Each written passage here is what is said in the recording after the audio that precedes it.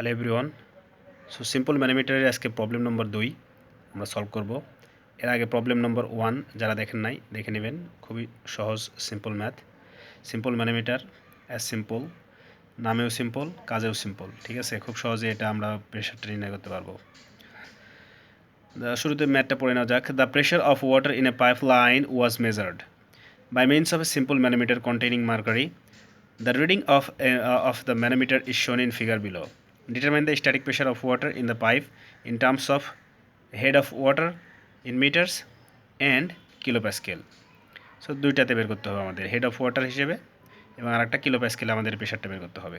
Take usual specific gravity of mercury and water. So আমাদের ফিগারটা দেওয়া আছে, এটা হলো আমাদের সেই পাইপ লাইনে আমাদের ওয়াটার ফ্লো হচ্ছে।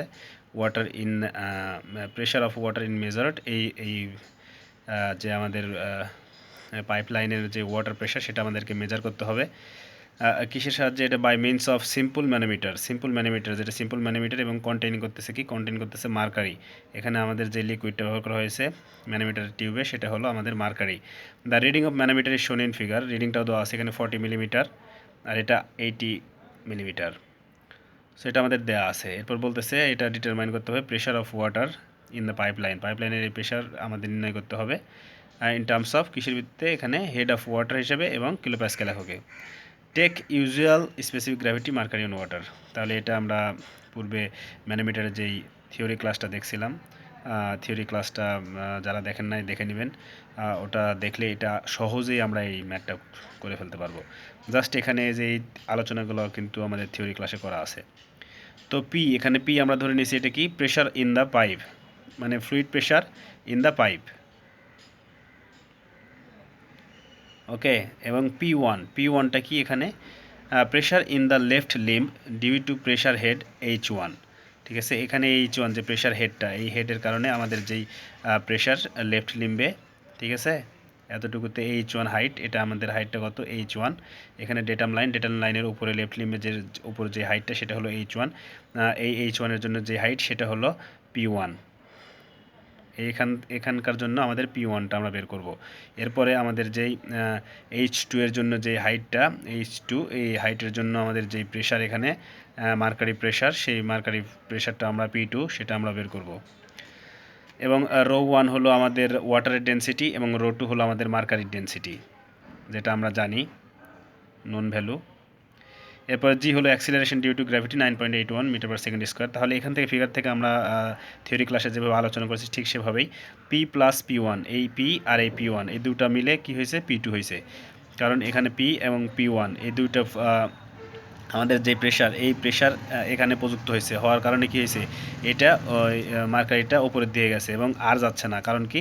এই মার্কারির যে নিচের দিকে যে প্রেশারটা, তো নিচের দিকে প্রেশার দিচ্ছে এদিকে, এই প্রেশারটা এসে কি হয়ে গেছে? এই দুইটা প্রেশার এখন সমান অবস্থায় আছে। তার মানে পি প্লাস P1 এর দুইটা কিসের সমান? P2-র সমান। তাহলে P plus P1 equal to P2। অথবা যদি আমরা গ্র্যাভিটির দিকে দিয়ে করি তাহলেও সেভাবেও এখান থেকে পি প্লাস এখানে P1 নিচের দিকে যাচ্ছে, গ্র্যাভিটি পজিটিভ, উপরের দিকে যাচ্ছে গ্র্যাভিটি নেগেটিভ অ্যাক্সিলারেশন। তাহলে সেই হিসাবে করলেও P plus P1 minus P2 equal 0, সেখান থেকেও আমরা এটা করতে পারি খুব সহজে। তাহলে এখান থেকে আমরা দেখি পি, তাহলে ইকুয়াল আমরা লিখতে পারি P2 মাইনাস P1। সেখান থেকে আমরা P2 সমান কী জানি? পি ইকুয়াল আমরা কী জানি? এই পাইপের মধ্যে যেই যখন ফ্লুইড ফ্লো হবে ওই ফ্লুইডের প্রেশারটা আমরা জানি, এই ফ্লুইডের প্রেশারটা হলো H ρg। ঠিক আছে, তো এখান থেকে আমরা জি কমন নেব, দুটোর ক্ষেত্রে জি যেহেতু একই সেহেতু জি কমন নেব এখানে।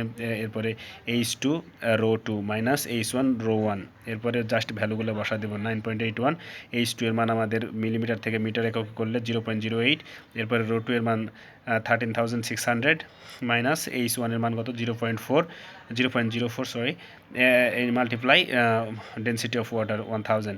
তাহলে আমরা সহজে পেয়ে গেলাম কত? 10.28 কিলোপ্যাসকেল। এখন এটা আমাদের কিলোপ্যাসকেল এককে বের হলো, কিন্তু আরেকটা বলছে যে in terms of head of water হিসেবে। তাহলে আমরা আরেকটা কি জানি? আবার জানি আমরা P is equal omega H. ঠিক আছে না? তাহলে এখানে অথবা এখানে এইচ রো জি, সেখান থেকেও আমরা কিন্তু দেখছি P is equal to H rho G. সেখান থেকে আমাদের যেহেতু এখানে এইচ এর মানটা বের করতে হবে, তাহলে এখান থেকে আমরা সহজে কী করতে পারি, এখানে আমাদের পি এর মানটা আমাদের জানা, আর ওমেগা ওটা ওয়াটারের ক্ষেত্রে যেহেতু আমাদের এখানকার প্রেশার বের করতে বলছে, তাহলে ওয়াটারের ক্ষেত্রে আমরা জানি ওয়াটারের specific weight 9.81 kilo newton per metre cube. সেখান থেকে আমরা এটা কি সহজেই বের করতে পারি যে হেড অফ ওয়াটার কত হলো, তাহলে 1.048 মিটার অফ ওয়াটার। ঠিক আছে, খুবই সিম্পল।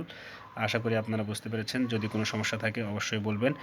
এরপরে আমাদের ম্যাথ চলমান থাকবে, এরপরের ম্যাথ দেখার জন্য অবশ্যই আমন্ত্রণ রইল। ধন্যবাদ।